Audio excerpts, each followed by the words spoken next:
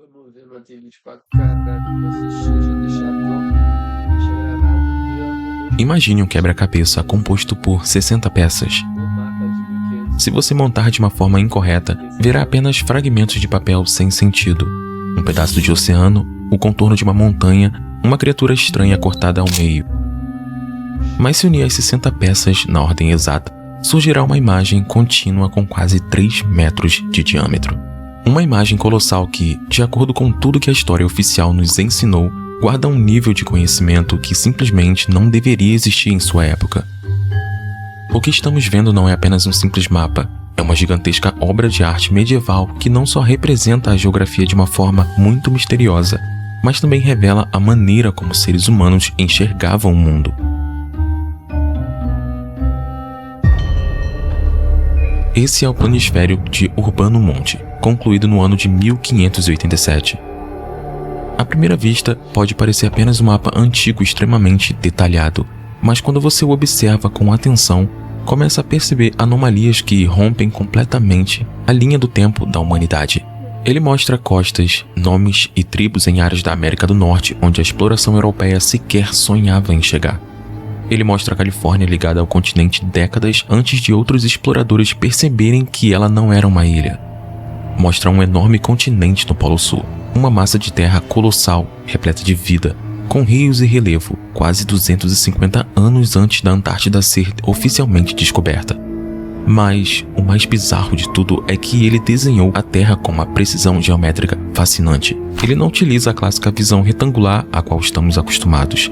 Em vez disso, utiliza algo chamado projeção polar azimutal. Se você observar este mapa e depois olhar para o logotipo moderno das Nações Unidas, perceberá que eles são estruturalmente idênticos. E acredite, essa é uma perspectiva exata que só se pode ser obtida de uma única maneira: flutuando no espaço sideral, olhando diretamente para baixo a partir do Polo Norte. Como um homem do século XVI pôde desenhar lugares que ainda não haviam sido descobertos? Como conseguiu enxergar o mundo a partir do único ângulo impossível de ser visto? Teria sido apenas um golpe de sorte de uma mente extraordinariamente imaginativa? Ou será que Urbano Monte teve acesso a fontes de informações, bibliotecas ou mapas perdidos na história? Para desvendar o mistério deste mapa, primeiro precisamos olhar para o homem que o desenhou. E é aqui que nos deparamos com o primeiro grande paradoxo da biografia de Urbano Monte. Surpreendentemente, não se sabe muita coisa sobre ele. Porém, ele não era um navegador experiente, não era um pirata nem um comandante naval. Nem sequer era um explorador. Nunca liderou uma única expedição, muito menos rumo aos confins do mundo. Monte era um nobre de Milão, um homem imensamente rico que raramente saía da sua cidade. Era o típico erudito da biblioteca. E, no século XVI, dinheiro e influência comprava algo muito mais valioso do que ouro. Podiam comprar acesso a muitos dos segredos do mundo. Monte transformou seu escritório em um verdadeiro vórtice de informações. Comprou e estudou os mapas contemporâneos de gigantes como Gerardus Mercator e Abraham Ortelius. Interrogou marinheiros e comerciantes que passavam pela Itália e, utilizando sua posição privilegiada, chegou até mesmo a se reunir com a primeira embaixada diplomática do Japão. Essa é a razão pela qual seu mapa retrata aquele país com um nível de topografia, nomes e detalhes que deixou todos os cartógrafos da Europa em uma situação completamente ridícula naquela época. No entanto, Urbano não queria simplesmente desenhar um mapa. Queria construir um mecanismo. Ele batizou sua obra de Planisfério Científico Universal. Não se limitou a delinear as bordas dos continentes. Transformou a geografia em uma enciclopédia visual. Preencheu cada espaço com diagramas de eclipses solares, zonas climáticas e tabelas incrivelmente complexas que calculavam a duração do dia e da noite, dependendo do mês e da latitude em que a pessoa se encontrasse. E como toda máquina, seu funcionamento seguia uma lógica muito específica. Monte não projetou essas 60 peças para serem penduradas em uma parede ou colocadas em uma moldura plana. Ele deixou instruções precisas de que o mapa deveria ser montado sobre uma placa circular de madeira, uma espécie de roda sustentada por um pivô central no meio da sala. Ele foi projetado para ser girado, para que o mundo girasse ao seu redor. Na verdade, devido à imensa complexidade de montar um pergaminho de quase 3 metros sobre uma base giratória em 1587, o mais provável é que o próprio Urbano Monte jamais tenha visto seu mapa completamente montado e aberto em toda a sua grandiosidade. O mapa completo só pôde ser montado pela primeira vez em 2017, em uma base de dados da Califórnia, utilizando algoritmo de alinhamento de imagens, 430 anos depois de sua criação. O que Monte construiu folha por folha, à mão, sem internet, sem satélite e sem qualquer tipo de voo, é um objeto que desafia várias das coisas que acreditamos saber sobre o século XVI. Mas é aqui que as coisas começam a ficar realmente estranhas. Lento, né, mano? Deixa eu fazer uma acelerada. O ponto de ancoragem deste mapa, o eixo em torno do qual todo o seu universo girava, era o Polo Norte. Se você observar exatamente o centro do planisfério, verá que Monte representou o Ártico de uma forma muito peculiar. Não como uma simples planície de gelo, mas como 4 imensas massas de terra, separadas por 4 canais de água que convergem perfeitamente para o centro.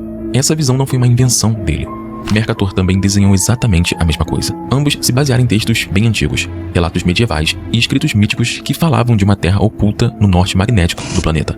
Ao posicionar o polo no centro, Monte estava revelando a verdadeira natureza esférica da Terra. Em grande medida, a precisão que ele alcançou com a Europa, a África e partes da Ásia é, honestamente, impressionante.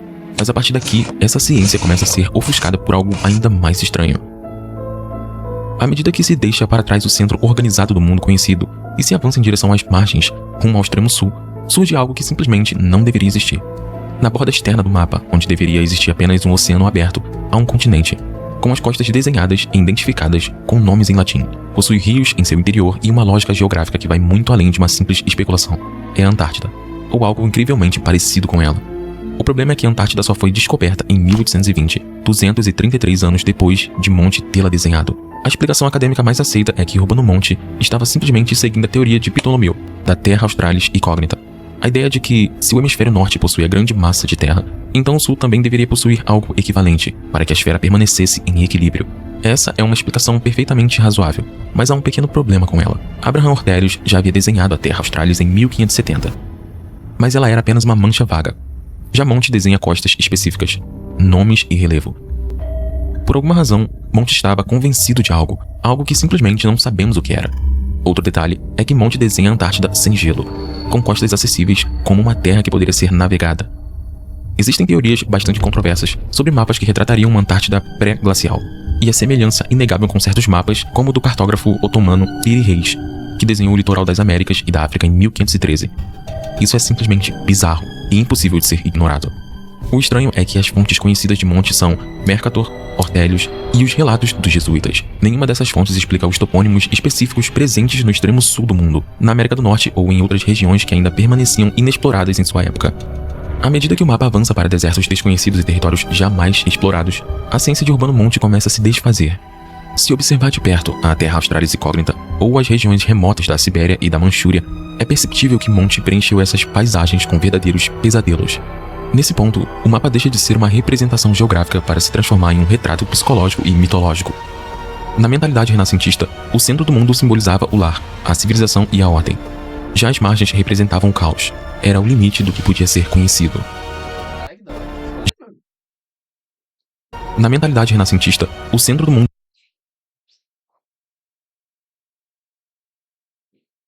O centro sendo redondo e o resto sendo quadrado. Bem da hora esse daqui. simbolizava o lar, a civilização e a ordem.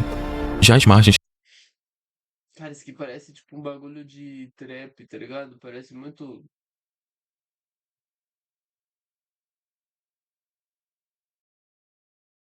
Cara, que bagulho louco. Aqui, ó. Aqui as pessoas elas estão meio que subindo um lugar, meio que fugindo de algo, como se a salvação fosse pra cima. Mas quem tá aqui tá meio que louco, sem nada, conseguindo fazer um pouco, ou, ou seja, às vezes não. Tem outro modo de olhar também. Essa pessoa tá trazendo algo pra colocar aqui, né? Aí aqui os caras estão com uma pirâmide, levando lá pra cima. Aqui o cara ele tá meio que com uma picareta. Aqui, galera vindo das tragédias de terra. Não sei o que, isso aqui, aqui, não sei se estão rezando ou olhando. Aqui é uma casa, parece que eles estão fugindo dessa casa, mas aqui eles estão de boa. Aqui em cima, tudo pegando fogo, tem uma pessoa no olho. Uma coruja aqui, ó. A coruja tá muito bem desenhada, mano. A coruja com certeza é uma nova ordem, um bagulho assim, mano. Aqui, ó, parece uma freira, algo assim, com os cachorros pro buraco, pro rio negro de morte. Aqui tem uma luz.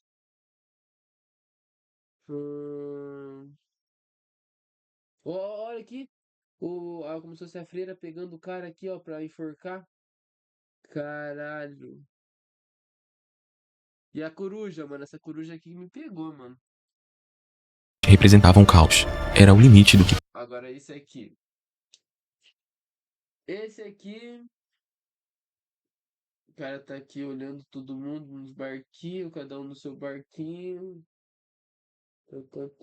Parece que tá indo pra guerra, né? Ou aqui já tá acontecendo a guerra. Que porra de bicho é esse aqui, mano? Uns patos?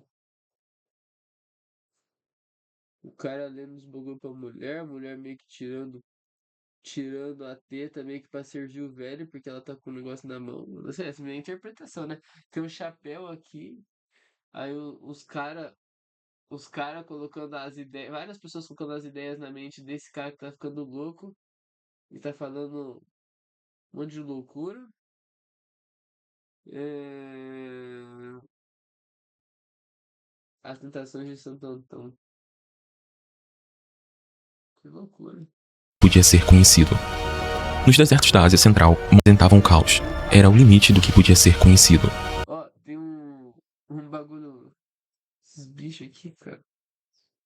Nos desertos da Ásia Central, Monte desenhou demônios e espíritos bizarros enganando viajantes. Isso é uma clara influência das lendas dos djinns, das rotas comerciais persas. Nas terras da Manchúria, ele retratou uma mantícora, uma criatura mitológica híbrida com corpo de leão, cauda de escorpião e rosto de mulher. Nos oceanos, ele desenhou aves rock, com elefantes capturados. Já pelos mares, aparecem sereias de 2 caudas. Lembra até essa logotipo aqui. Homens-peixe, serpente pelos mares, Sereia de 2 aparecem sereias de 2 caudas. Lembra até essa Que legal.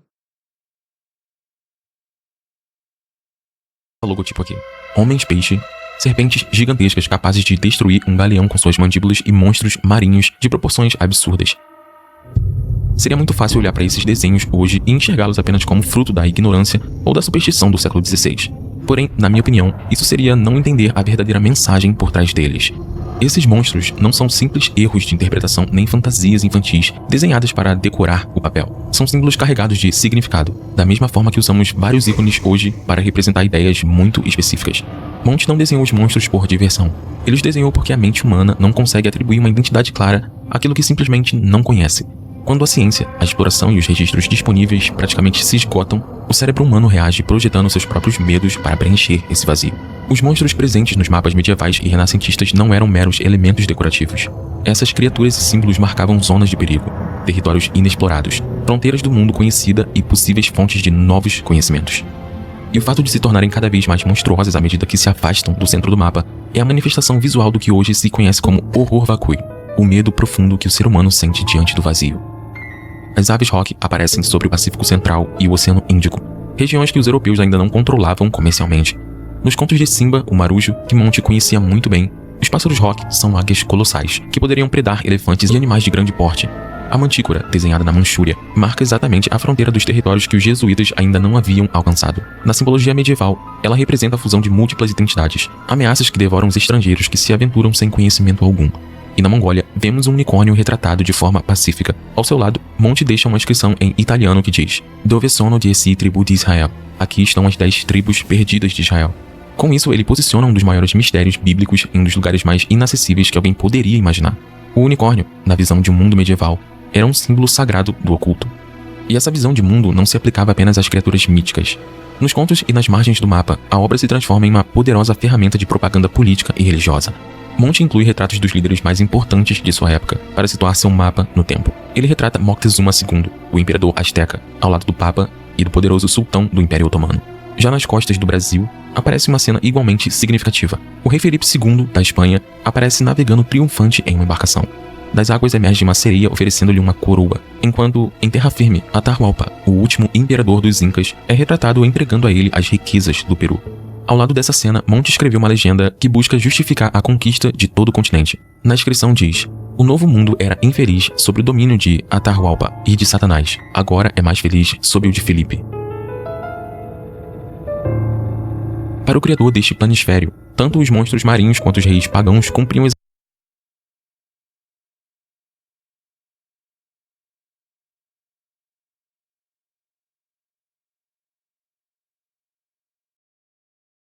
exatamente a mesma função dentro do mapa.